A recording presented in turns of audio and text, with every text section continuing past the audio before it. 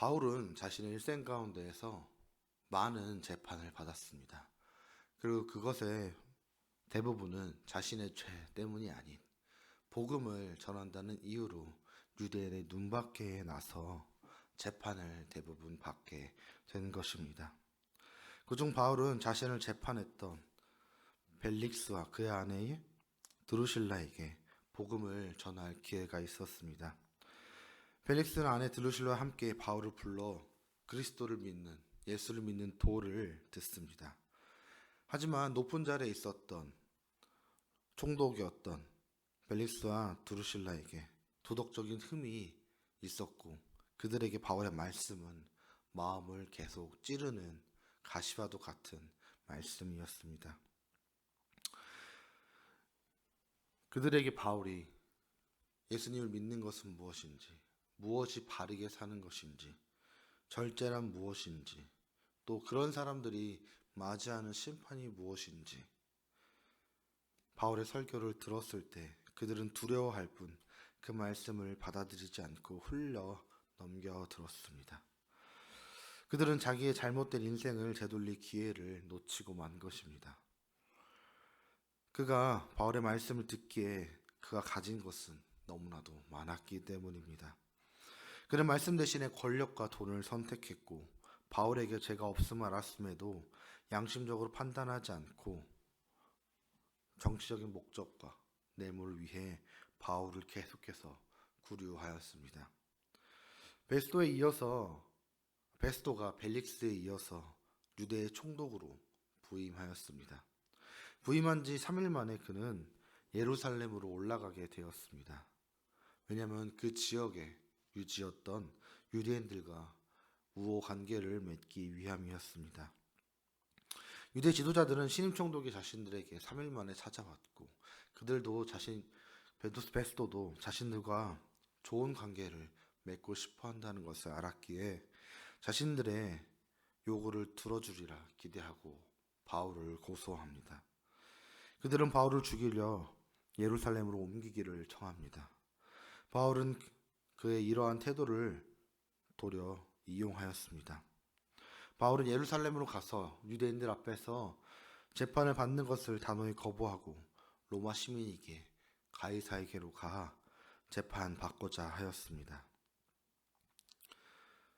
베스도는 그러한 그 요청을 무시할 수가 없었고, 결국 유대인의 압력을 벗어나 가이사에게로 가는 것을 받아들였습니다.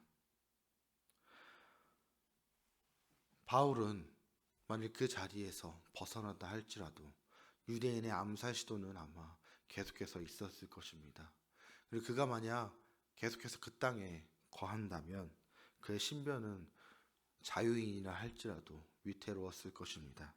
그렇게 바울은 로마로 가서 신분이 안전하며 공정한 재판을 받기를 원했던 것입니다.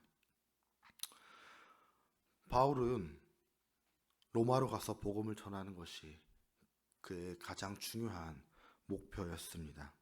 2년 전 예수님께서 바울에게 말씀하시길, 내가 예루살렘에서 나의 일을 증언한 것 같이 로마에서도 증언하여야 하리라 라고 말씀하셨습니다. 바울은 이 말씀을 가슴속에 품고 잊지 않고 살아왔던 것입니다. 그러다가 돌아가는 상황을 보며 지금 죄인의 신분이라 할지라도 로마로 가는 것이 주님의 뜻인가 보다 생각하게 되었고, 그는 자신이 가이사 앞으로 가 재판을 받겠다 상소한 것입니다. 오늘 이 말씀에 나오는 여러 인물들을 보면 복음을 대하는 사람들의 여러 가지 태도를 볼 수 있습니다. 복음을 전하기 위해 온 삶을 바치며 또한 자신의 고난과 어려움조차도 복음의 전달 수단으로 이용하였던 바울이 있었고, 복음을 듣고 마음이 흔들렸으나 자신의 권력과 탐욕으로 인하여 말씀을 흘려들었던 벨릭스도 있었습니다. 또한 처음부터 복음에 관심이 없고 오직 자신의 성공과 성취를만을 위하였던 베스도도 있었으며, 또한 자신의 생각과 전통이라는 생각에 갇혀서 복음을 오해하고 그러한 복음의 전달자들을 죽이려 했던 유대인들도 있었습니다. 아버지의 진리는 하나였으나 그것을 받아들이는 사람들의 태도는 여러 가지였던 것입니다. 이들은 각자 자신의 삶에서 자기들이 원하는 것을 이루기 위해 살았지만 결국 생명과 구원을 얻었던 것은 또한 그것을 위하여 삶을 살았던 바울뿐이었습니다. 사도 바울은 다메섹으로 가는 그 도상에서 자신의 이름을 불러주시고 자녀 삼아 주신 주님의 은총을 잊지 않았습니다.